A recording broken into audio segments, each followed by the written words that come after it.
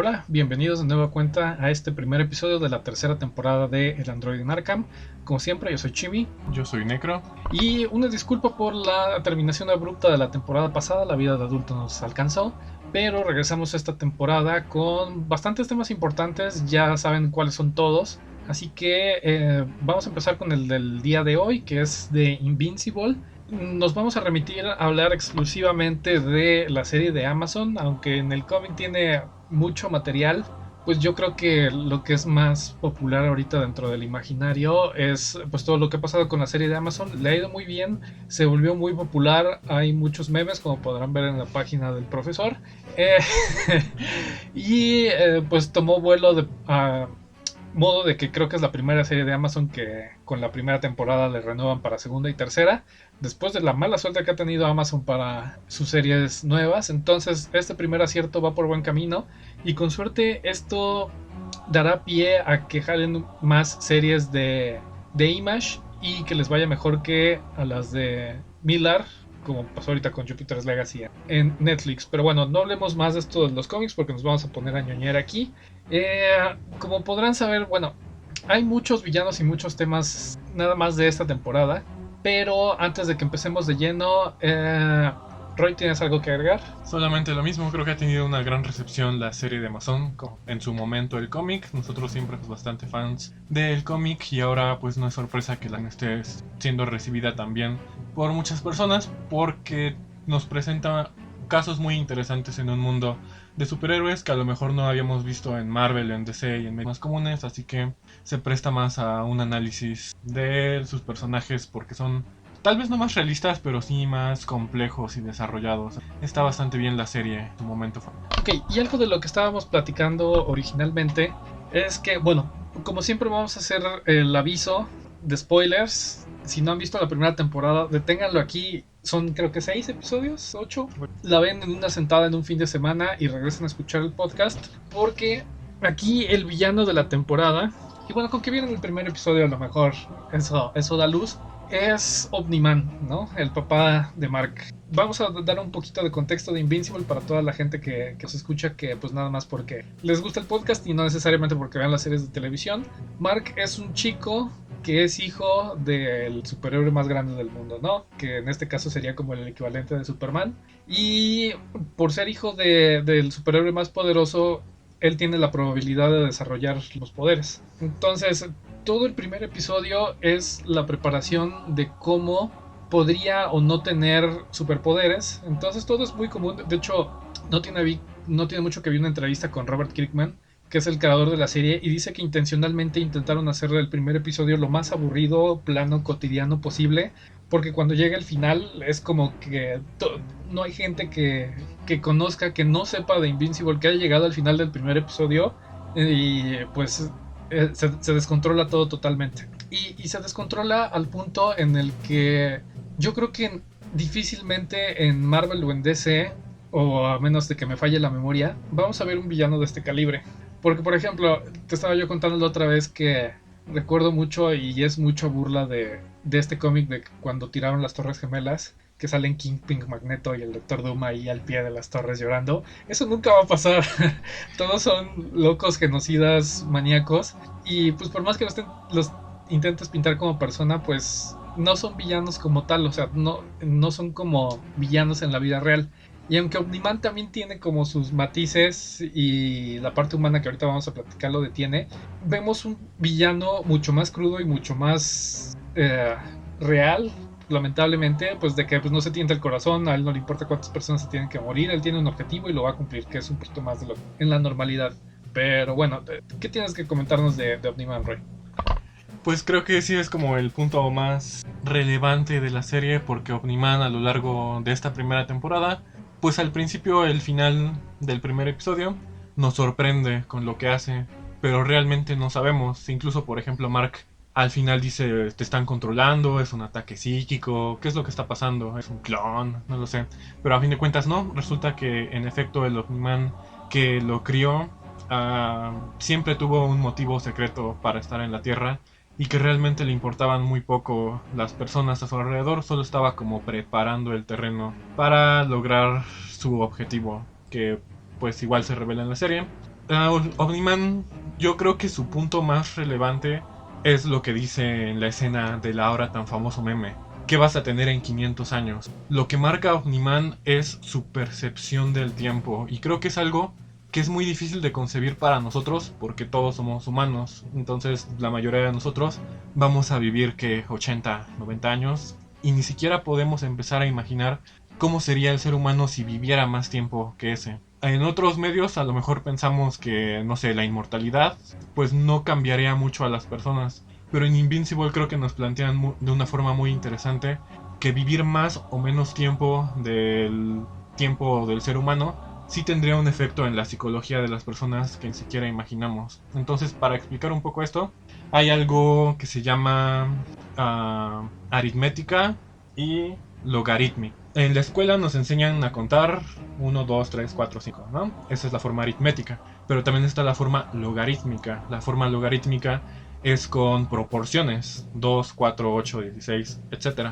Pensamos por cultura que nuestra mente todo lo maneja aritméticamente, pero se han hecho investigaciones que nuestro cerebro y nuestros sentidos perciben la realidad logarítmicamente. ¿Qué quiere decir esto? Imagina que yo te digo, tienes que luchar contra un león o tienes que luchar contra 2 leones. ¿Qué prefieres? El león solo. Ok. Ahora imagina, tienes que pelear contra 41 leones o contra 42 leones. Contra 40. El resultado es el mismo, ¿no? Cuando es 1 o 2, sí hay una diferencia. Pero cuando ya son 41 y 42, realmente no hay una diferencia, a pesar de que sigue siendo solamente 1 de diferencia, ¿no? Okay. Entonces, a eso se refiere la logarítmica. Y lo mismo pasa con la percepción del tiempo. Por ejemplo, seguramente muchos que nos escuchan, y tú y yo, cuando éramos niños, por ejemplo, las vacaciones se nos hacían eternas. Sí. Eran que 2 meses y se sentían como, uy. Sí, medio año. Y ahorita, ¿cuánto se sienten 2 meses de vacaciones? Ay, es muchísimo. ¿Muchísimo o muy poco? O bueno, depende del trabajo, pero sí, muy poco. Entonces lo que pasa es que cuando eres niño, por ejemplo, has vivido, no sé, 5 años. Entonces 2 meses es una fracción bastante grande de tu vida. ¿Sí? Mientras que ahorita que ya estás más grande, 2 meses es una fracción mucho menor de tu vida. Muy bien. Entonces entre más tiempo vivimos, como que se nos va más rápido el tiempo, precisamente por esto. Porque lo captamos logarítmicamente, como fracción y no como tiempo. Entonces siempre, por eso, entre más grandes somos, más rápido se nos va el tiempo. Cuando tengas 80 años, un año de tu vida va a ser una fracción, un ochenteavo. Cuando eres niño, por ejemplo tienes 10 años, es un décimo. Entonces, aunque es el mismo tiempo, lo que has vivido, el conjunto de experiencias, hace que lo percibas diferente a pesar de que es el mismo tiempo. Entonces creo que eso lo vemos muy claro en Omniman. Omniman es una persona que no tiene un span de vida humano y por eso hace comentarios como ellos no significan nada para mí, es como una mascota para mí, la mamá, etc. Porque en su mente la percepción del tiempo lo ha cambiado tanto que ya no percibe relevante este tiempo corto. Y por el contrario para Mark sí, Mark tiene que 8 años. Entonces realmente lo que ha vivido con su mamá, lo que ha vivido con sus amigos, ha sido una parte importante de su vida, mientras que para Omniman no ha sido prácticamente nada. Entonces creo que más allá, porque también he estado viendo posts de Omniman es un psicópata, es un sociópata, tiene un trastorno. Yo creo que más allá de todo eso, Omniman es una forma completamente de vida, de pensar, una mente completamente diferente a la del ser humano. Entonces ni siquiera lo podríamos catalogar con estos términos humanos que nosotros tenemos. Simplemente percibe la realidad diferente, tiene prioridades diferentes y tiene percepciones diferentes de la humanidad. Ok, eso está muy interesante y me agarró en curva porque realmente cambia todo el concepto que tenemos ahorita sobre Omniman.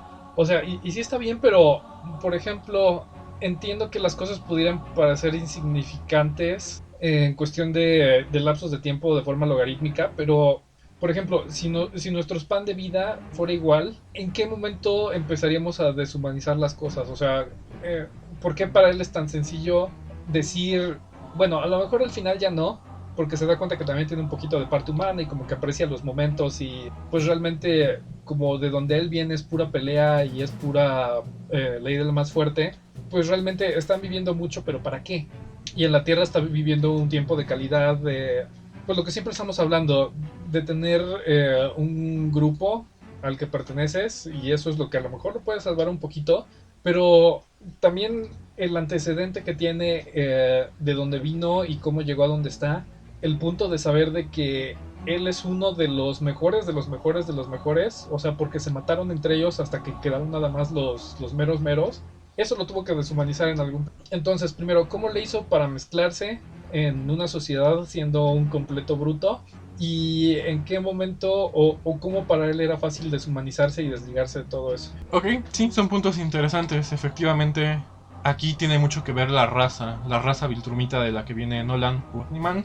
Es completamente dedicada a la pelea, realmente no tienen ningún otro fin más que conquistar, más que servir al ejército. Entonces, hasta cierto punto, Omniman también comparte muchos puntos con lo que hablábamos en Attack on Titan. El hecho de que lo único que le importa es servir a su especie, servir a su patria.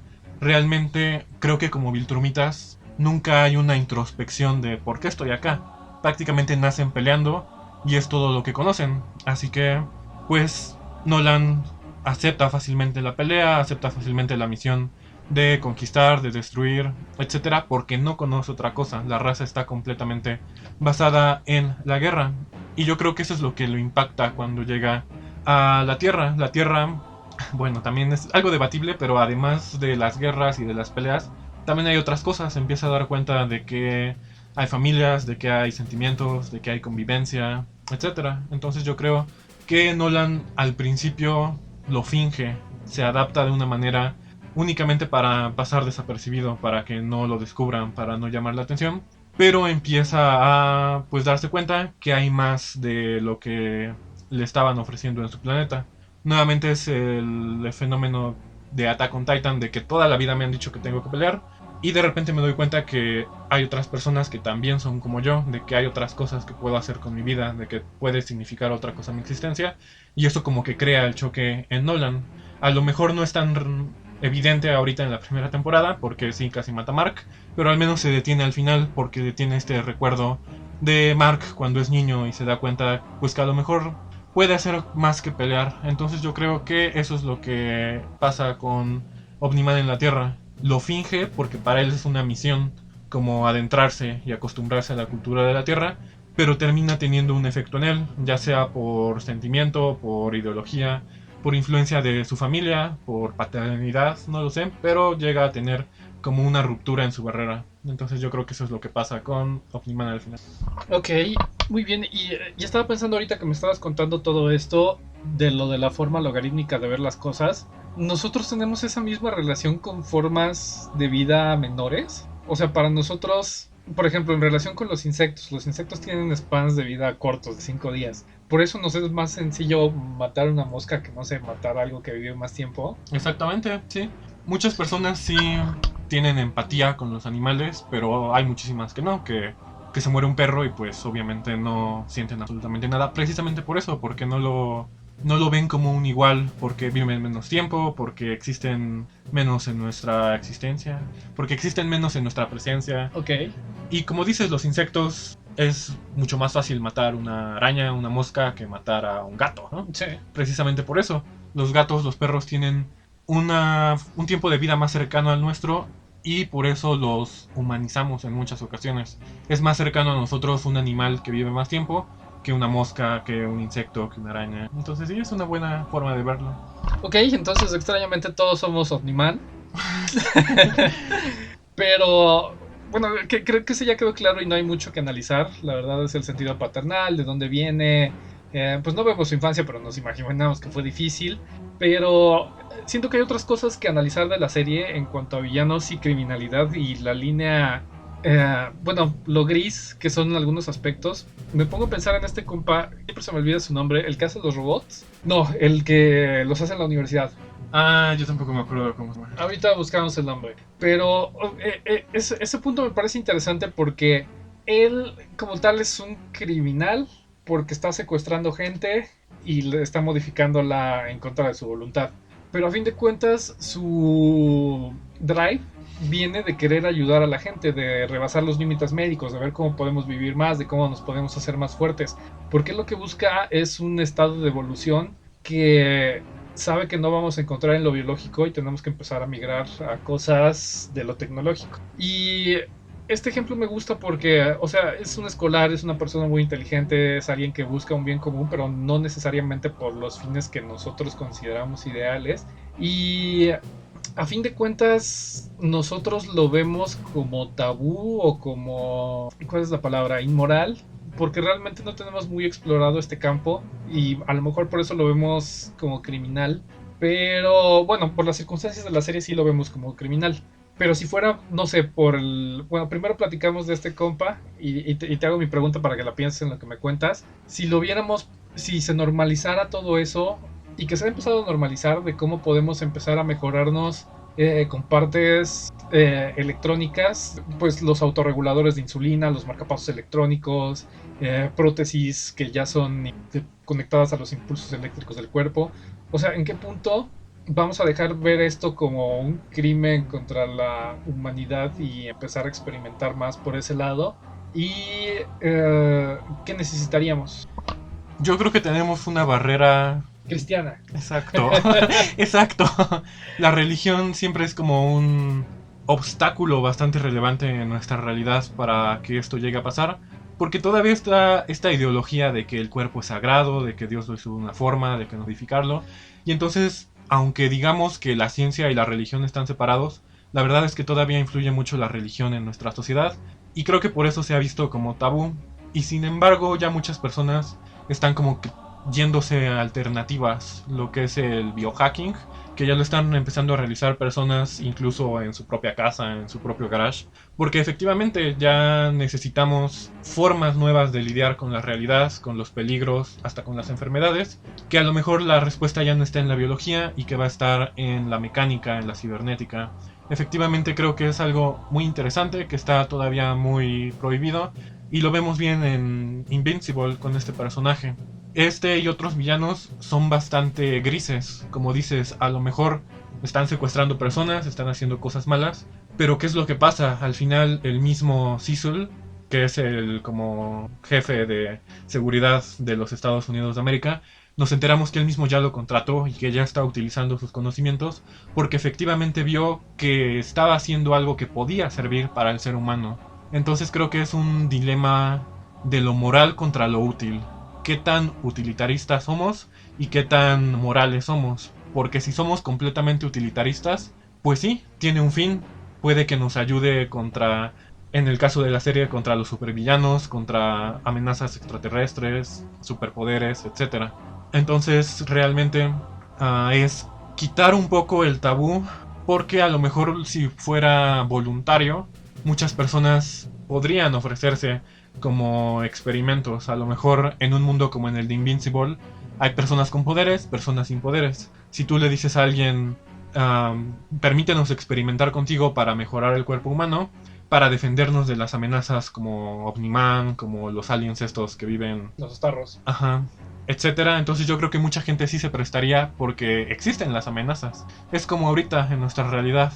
Si nos dijeran, préstate como experimento para evitar la próxima plaga de una enfermedad, yo creo que muchas personas sí accederíamos a ello para no volver a vivir una situación como la que estamos viviendo. Entonces es anticiparnos científicamente a lo que puede ocurrir, pero sí, definitivamente hay muchas trabas morales que tenemos que luchar contra ellas, sobre todo la religión y todas estas ideas medio arcaicas de que el cuerpo es un templo que no debe ser alterado por la ciencia y por la tecnología, que a cierto punto es bastante hipócrita, ¿no? Porque hay muchísimas cosas que nos afectan día a día en comida, en medicina, en alimentos, en medicamentos, y que realmente no los vemos como una prótesis o otras cosas tal vez más visibles, pero los cambios ya están pasando, entonces creo que tendríamos que trabajar con él. Ok, y en cuanto al perfil de este compadre del criminal, tenemos antecedentes más en lo de los tiempos de guerra, de la experimentación en la gente, pues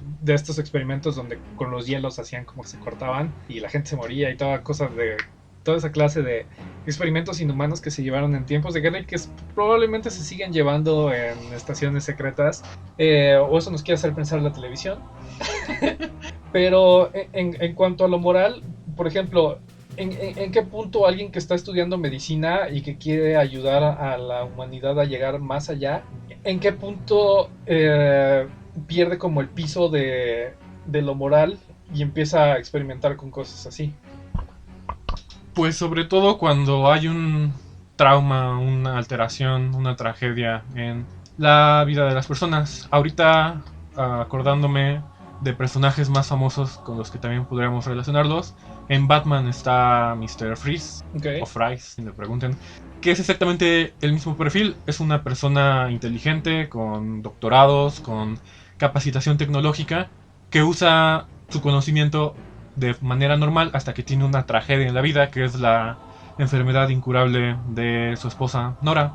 Así que eso hace que ahora dedique completamente su vida y sus conocimientos a curar a su esposa, incluso empezando a experimentar con la criogenia, robando cosas, enfrentándose a la ley, etc. Y creo que es muy similar a lo que pasa de este lado, en Invincible. A lo mejor no vemos tanto la vida de esta persona, pero creo que el mundo en el que Invincible transcurre es un mundo bastante traumático, donde pues vemos lo de Omni-Man, vemos lo de los Starros estos, vemos que siempre hay crisis, peleas. Entonces yo creo que en un mundo como ese es bastante fácil que una persona con bastantes conocimientos empiece a pensar qué puedo hacer yo con todo lo que sé para lidiar con lo que estoy viendo en las noticias, en internet, afuera de mi casa. Entonces yo creo que tiene mucho que ver con el mundo en el que viven, donde hay un constante trauma, un constante peligro, y eso llevaría a una persona como a querer sobrepasar el límite que existe, y por eso vemos que empieza a secuestrar a estudiantes y empieza a experimentar con ellos, pero todo es en el nombre de mejorar la raza humana para contraatacar contra los peligros que existen en las... Ok, entonces hipotéticamente me estás diciendo que si nosotros nos enfrentáramos, por ejemplo, a una invasión extraterrestre, ¿empezarían a pasar estas cosas? Yo creo que sí, muchas personas en la medicina o en la ciencia o en la tecnología, la respuesta sería empezar a buscar otras alternativas para luchar contra esto. Ok, eso está interesante, o sea que nos ha ido bien y esperemos que nos dé la sorpresa ahorita en estos días, que ya vamos saliendo de lo del bicho, porque híjole, cómo hemos sufrido. ¿Algún otro tema que te gustaría tratar de Invincible? Porque bueno, hay otros subtemas ahí de villanos, como este compa que hace que Mark mate a... Bueno, está lo del robot, de este que se puede hacer de piedra, que lo engatusa para que le quite el puesto y se quede en el poder, pero te quiero ceder primero a ti para ver si traes preparadas otras cosas. Pues Robot creo que es un personaje bastante interesante. De hecho es como de mis favoritos, tanto en el cómic como en la serie, porque sobresale bastante su arco. Creo que Robot no es ni de lejos el protagonista, y sin embargo tiene un trasfondo bastante interesante, tiene una interacción ahí con algunos villanos, con algunos personajes, y creo que realmente es bastante relevante todo lo que pasa con este personaje. Estaría bien hablar de él. Ok, sí, qué bueno que me lo recordaste, ya se me andaba pasando.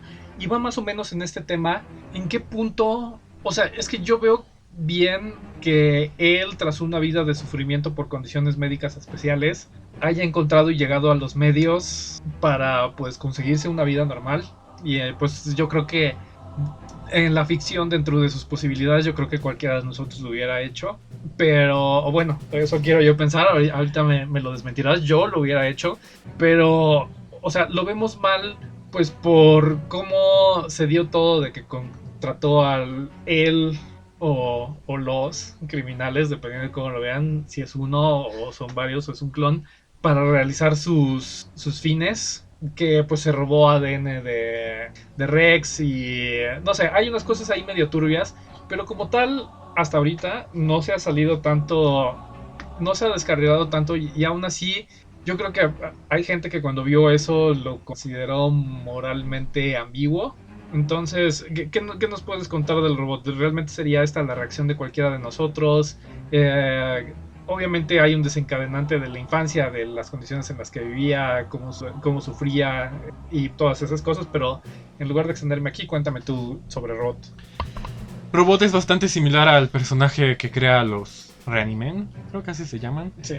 porque efectivamente es una persona muy inteligente, que es capaz de crear tecnología, robots, armas, etcétera, pero físicamente tiene un impedimento, ¿no? Es como una cosa extraña que nunca terminó por desarrollarse bien y obviamente tiene pues una vida bastante limitada en cuanto a lo biológico se refiere, pero tiene la posibilidad de que conoce a estos villanos que usan la tecnología de la clonación constantemente para seguirse duplicando, y ahí Robot ve una oportunidad, por lo que hay muchísimas cosas interesantes con Robot y lo que pasa con los gemelos azules. Ya habíamos hablado un poco de esto con Spider-Man y con My Hero Academia, que la clonación humana obviamente todavía no existe como tal, solamente podemos hipotetizar lo que pasaría con el ser humano. Que sepamos. Que sepamos.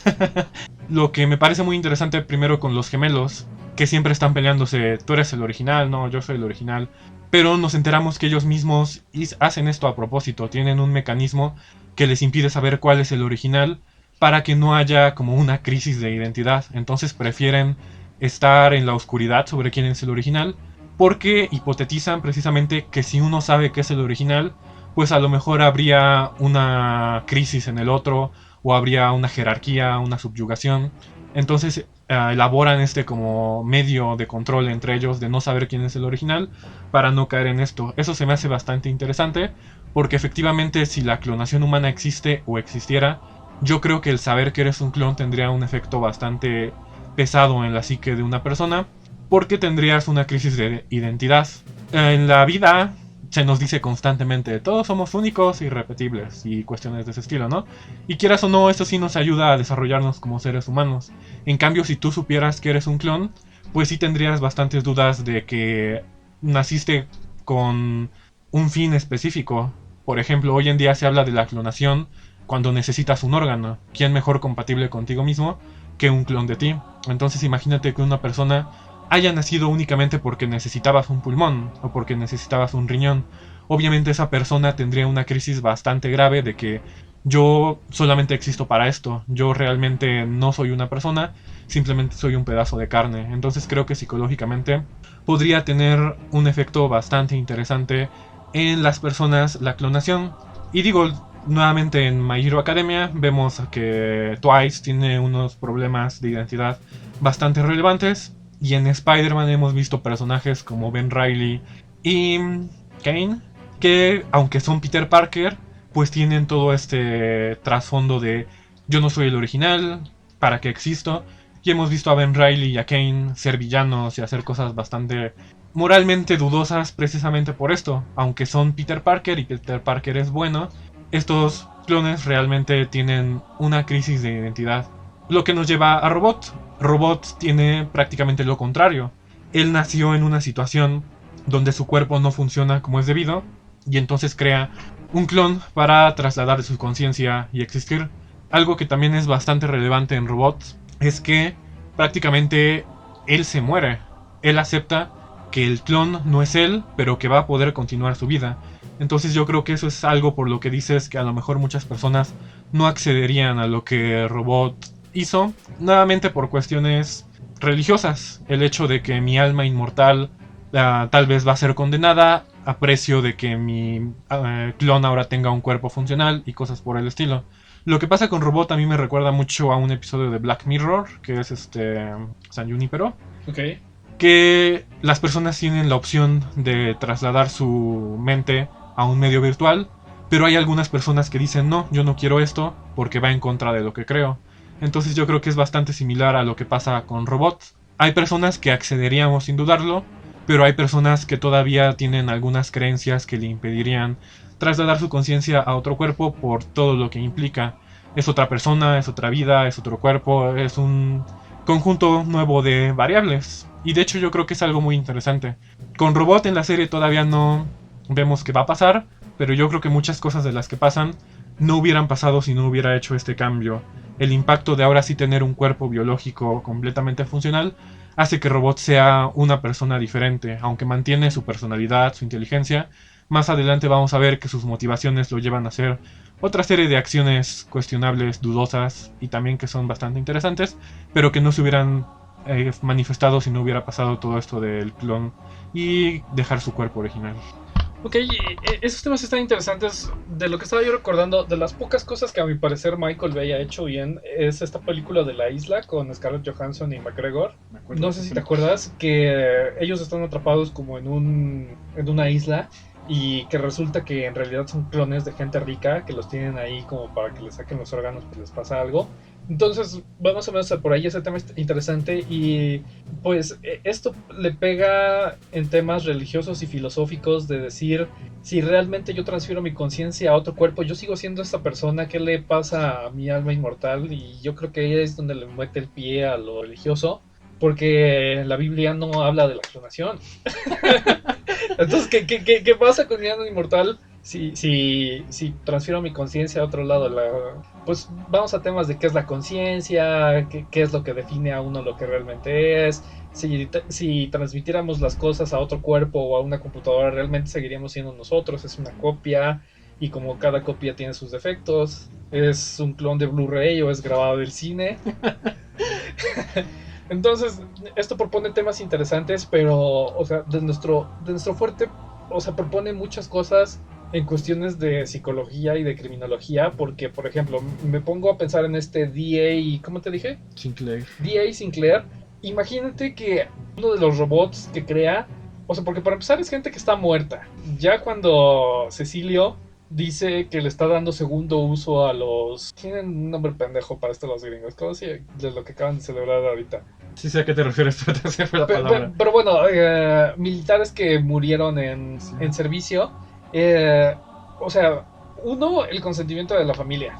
Para las cosas de los gringos, yo creo que a los gringos sí es de como que sí, yo les puedo servir incluso hasta después de la muerte, échenle, ¿no?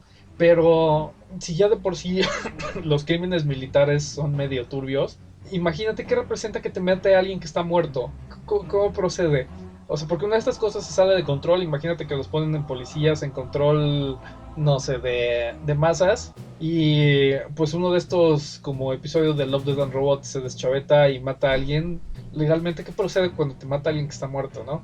Y pues todas las cuestiones criminológicas que, por ejemplo, con Robot, si Robot mata a alguien, van a incriminar a Rex. O sea, porque la transferencia de ADN en la clonación, si mi clon mata a alguien, soy yo responsable moralmente, y todas estas clases de preguntas que a la criminología le quitan el sueño. Quiero pensar. Entonces son temas bien sencillos y bien delicados que pues Asimov nos dijo, la ciencia ficción se ha cansado de decirnos, el steampunk nos ha dicho no se vayan por allá y para allá vamos. Entonces estoy seguro que Invincible nos va, bueno, estoy seguro porque lo hemos visto en el cómic, que va a tocar estos temas de forma más sensible, más profunda, y se van a descontrolar todas estas cosas. Pero no sé si tengas otra cosa que hablar. En realidad me parecen muy planos los personajes de Atom Eve, de Mark, de la mamá. O sea, Atom Eve es que pues la típica... Se intenta salir del típico de que pues los papás no quieren que sea heroína, ella hace su propia vida. Mark que... Ah, no, con Mark sí tengo algo. ¿Qué efecto tienen las personas que tu papá sea un líder criminal? O sea, pon tú que ya de ser pesado llevar el legado de que es el héroe más importante del mundo, y de eso en un snap te enteras que es todo lo contrario. O sea, esto sí lo podemos trasladar porque, por ejemplo, toda la gente que nace en ambientes criminales y que pues, bueno, por las condiciones en México pues es fácil que se vayan para allá, pero psicológicamente y criminalmente, ¿qué pasa con estas personas? Pues Mark sí tiene sus cuestiones interesantes porque a fin de cuentas también es Viltrumita y también tiene algunas tendencias ahí medio violentas que se irán manifestando a lo largo de la serie. Y sin embargo Mark se mantiene siendo el héroe de la Tierra. Evidentemente ahora va a ser hasta el reemplazo de Omniman. Al final vemos que pues prácticamente él es el nuevo defensor de la Tierra. Así que Mark, yo creo que lo más irreal de la serie es lo bien que está Mark al final. Sí, definitivamente. Porque a Mark le pasan cosas que a cualquier persona la hubieran trastornado de una forma inimaginable. Como dices, primero enterarse de que su padre, bueno, desde el principio, el hecho de que su papá sea el superhéroe más poderoso de la Tierra, creo que eso tiene un efecto bastante importante en Mark, que lo vemos en otros personajes como los hijos que Superman ha tenido, los hijos de Batman, etcétera, etcétera. Pero creo que en Mark es como que más relevante por el cambio que hay.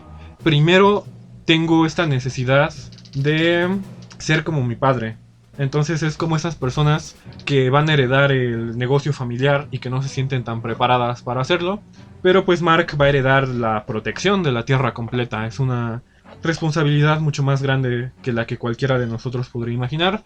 Y después de eso enterarte que no es eso, que tu papá es un conquistador, prácticamente viene a destruir la Tierra, pues sí es un choque bastante intenso para la identidad de Mark.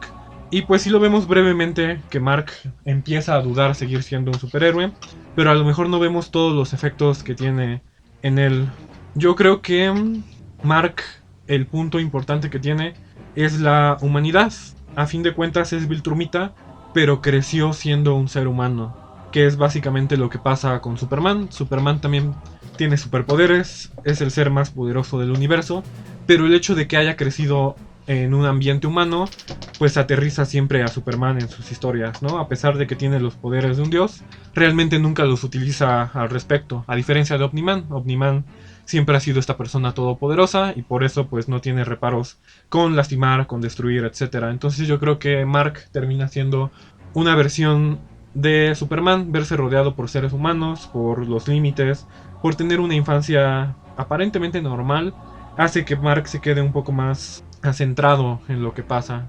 Y yo creo que lo que dices a lo mejor se asemeja con las personas que sus papás son criminales, pero en la realidad es algo diferente, porque en la realidad muchos hijos ya saben que su papá es un criminal, pero lo llevan, lo dignifican, lo hacen ver como un héroe, ¿no? Entonces como que en la realidad es algo más de negación, mientras que para Mark es un choque de yo creía que mi papá era así y ahora me entero que es así. Entonces yo creo que tiene más que ver con el choque moral y ético que se va a enfrentar ahora, que con realmente darse cuenta que siempre lo ha sido.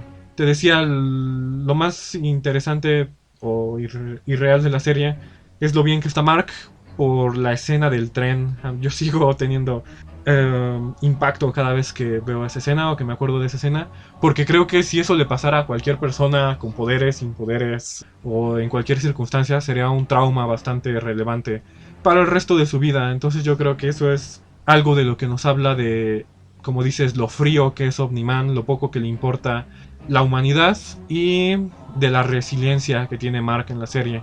A pesar de que vivió todo eso, a pesar de que constantemente estuvo en el hospital y casi muriéndose, siempre sigue saliendo adelante por lo que cree, que es en la justicia, en la humanidad y en ayudar a las personas. Ok, y qué bueno que tocas la escena del tren.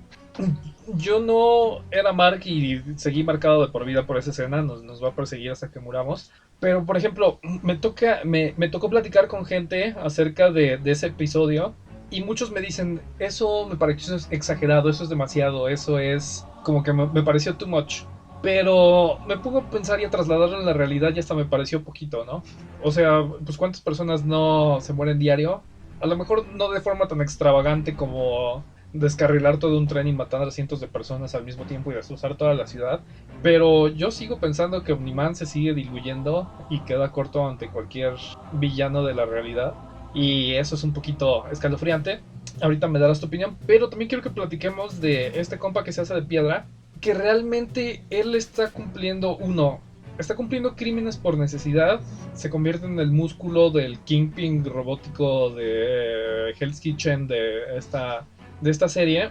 Y él lo que hace, convence a Mark de que en realidad quiere derrocar a este compadre para que todo sea feliz y contento. Pero tiene muy claro el balance de poder. Él sabe que no se puede quedar el hueco porque lo va a tomar alguien más y va a venir alguien peor. Y en realidad no me parece mala persona, pero me parece interesante todo este perfil de los grises, de gente que hace cosas malas con intenciones buenas. Entonces, ¿qué me puedes contar de estas cosas? Omniman es parecido a los reales criminales del mundo real, por redundante que suene. ¿Y qué piensas de las personas que llegan a cometer situaciones criminales por motivos del bien común? Ok, como dices, Omniman yo no creo que sea nada parecido a nada que vemos en la realidad por todo lo que hemos estado manejando, ¿no? Tiene ni siquiera nuestra misma fisiología ni nuestra misma psicología. Para que alguien entendiera Omniman en el mundo de Invincible tendrían que llevar a cabo estudios de la raza Viltrumita. Entonces yo creo que es algo completamente diferente a lo que hemos visto hasta ahora. Yo creo que por eso sobresale tanto como villano Omniman. A otros villanos sí los podemos entender porque siguen siendo humanos a cierto punto. Omniman es algo completamente diferente. Y precisamente eso es lo importante de la escena del tren. Yo creo que esa es una forma en la que él plasma y le demuestra a Mark lo que le está diciendo. Es literal lo que le dice al final. Gente muriendo literalmente frente a él y Mark como si nada. Lo del tren realmente no le hizo ningún daño a Mark. Entonces es una forma de decirle, esta gente va a seguir muriendo y tú vas a seguir como si nada. Entonces yo creo que sí es una forma muy cruda y gráfica de presentarle a Mark esto. Por eso es una escena con tanto poder. Sí, a lo mejor sí es como que too much en el aspecto como gráfico, pero creo que tiene un sentido cuando lo vemos así. Es una forma de demostrar su punto, de que pues las personas no son iguales a ellos dos, son completamente diferentes. Ahora, del personaje que dices, cuyo nombre tampoco nos acordamos, ahorita busco.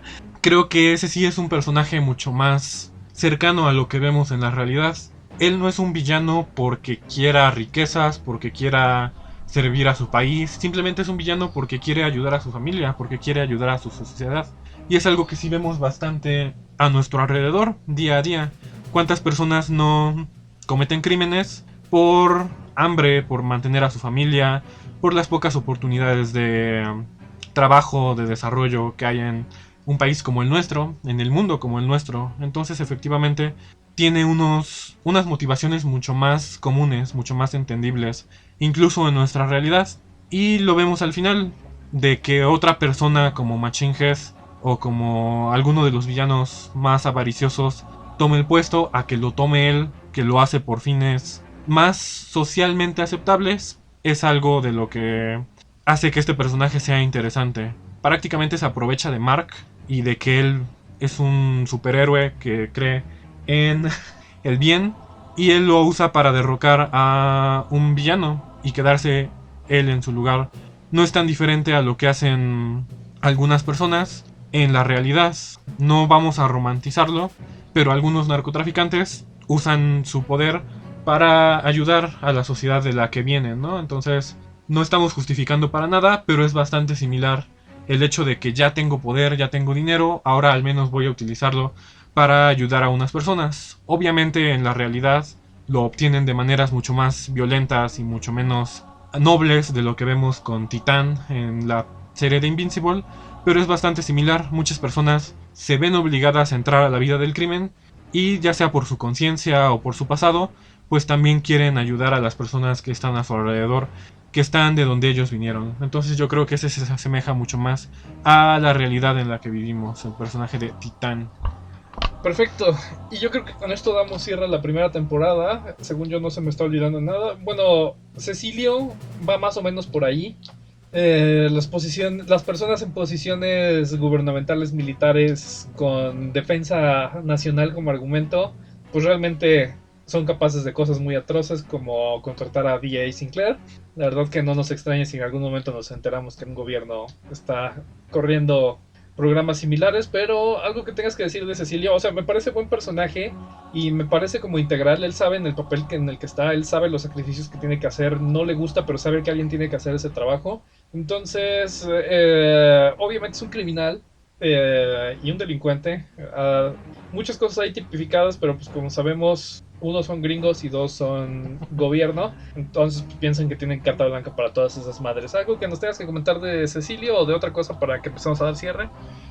Yo creo igual que Cecil es un personaje que está bastante bien cimentado ahí, porque tiene muchas similitudes con todos los villanos, tanto con Omniman. Este hecho de que yo sirvo a mi país, no me importa lo que tenga que hacer para defenderlo, se parece mucho a lo que Omniman hace. Se parece mucho a Sinclair en esto de que la tecnología debe servir para cerrar el espacio que hay entre la humanidad y los superhéroes o los metahumanos o como quiera que se les llame en esta serie. También se parece mucho a Titán en el hecho de que prefiero hacer cosas malas con un fin bueno que yo controle a que una persona completamente desequilibrada y sin ningún objetivo las haga. Entonces yo creo que Cecil es un villano que nos demuestra que de ambos lados se hacen cosas moralmente dudosas en el nombre de la patria, del bien, de la justicia. Por lo que sí, funciona bastante bien el personaje, que realmente no hace mucho activamente, pero él controla prácticamente todo lo que pasa detrás de escenas. Él es el que arma los equipos de superhéroes, el que da las órdenes. Entonces es un personaje bastante complejo, bastante útil para la historia y que ejemplifica muchas cosas, como dices, del gobierno y de aquellas personas que están en el poder. Cecil es el fin justifica los medios hecho personaje. Y yo creo que equilibra muy bien a Mark. Mark, que todavía cree en esta justicia hasta ficticia, de que de alguna forma todo puede salir bien, de que no hay una acción mala que esté justificada, que siempre podemos encontrar una manera. A esta persona que no importa lo que tenga que hacer mientras proteja a mi país y a mi ciudadanía y a mis seres humanos. Entonces yo creo que Cecil ejemplifica muy bien todo eso. No hablamos tanto de él porque no tiene una presencia tan fuerte en la serie hasta ahora, tal vez más adelante, pero sí, efectivamente es todo eso. Muy bien, ¿y otra cosa que se nos está olvidando que tengas anotado antes de que cerremos? No, son todos los personajes. Al igual que tú, los villanos son los que más sobresalen. Realmente los personajes buenos como Atom Eve, Rex, la chica monstruo ya pasarán cosas más adelante. Pero hasta ahora todos están bastante sencillos y algo irrelevantes. Y Battle Beast y... ¿cómo se llama? ¿El Adam o el del ojito? Allen. También todavía, pues Battle Beast lo vimos como es bastante fuerte y solo lucha por luchar. Sí. Y Allen pues todavía también no lo vemos brillar como más adelante. Sí, esperemos que le vaya bien. Pues en general disfrutamos mucho de esta serie, está muy buena, la recomendamos 100%. Se van a ir por atrás con el primero y con el penúltimo de los episodios, pero pues véanla, lo recomendamos ampliamente. Y creo que no tenemos preguntas, pero tenemos saludos. Saludos a las personas de siempre que nos escuchan. Rafa, ya regresamos, a Diego, Dafne y a todas las personas que nos escuchan en Twitter. Hoy no les he dicho que vayan a terapia, y Roy, no sé si tengas algo para cerrar. Ese es un punto importante. ¿Crees que Nolan hubiera cambiado si fuera terapia? No, bueno, porque lo ve como insignificante, ¿no? O sea, alguien que... O sea, no es lo mismo matar... Es como si tú fueras al psicólogo porque mataste una araña en el baño. Bueno, yo sí iría por eso, pero por mi problema con las arañas, pero... no sé hasta qué punto la psicología viltrumita sigue siendo efectiva. La psicología humana sigue siendo efectiva en lo viltrumita. A lo mejor en Marx sí tendría alguna clase de efecto, pero ¿qué tanto psicológicamente te puede afectar y cómo cambia tu visión de la vida? Que tu span de vida es 5 veces mayor al de la gente que vas a convivir, ¿no? ¿Qué impacto negativo pueden tener cuestiones como la depresión o la ansiedad de saber que toda la gente que tú conoces va a estar muerta para cuando apenas estés en un quinto de tu vida, ¿no? Es como si a los 20 a nosotros se nos muriera toda la familia, todos los amigos. Es un shock bastante importante y tendría que haber una rama especializada de la psicología para atender todas. Efectivamente, hace rato decías, ¿qué pasa si un robot te mata? ¿Qué pasa si un alienígena te mata? La ley, ¿qué onda con eso?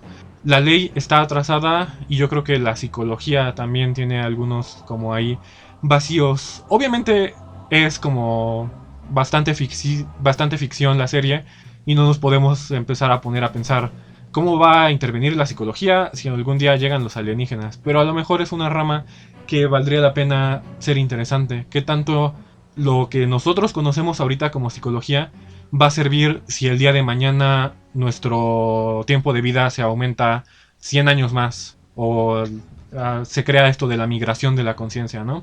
Yo creo que anticiparnos a esos fenómenos podría ser interesante para aquellos que son psicólogos. Entonces creo que es una buena forma de cerrar. Esta vez no es vayan al psicólogo, esta vez es si son psicólogos, innoven y anticípense a lo que viene en el futuro y los avances biológicos y tecnológicos del ser humano. Y nuevamente también saludos a todos los que nos escuchan de mi lado, saludos a Karina, a Luis y a Abby, que son los oyentes habituales, y a todos los demás que a veces nos escuchan. Muchísimas gracias.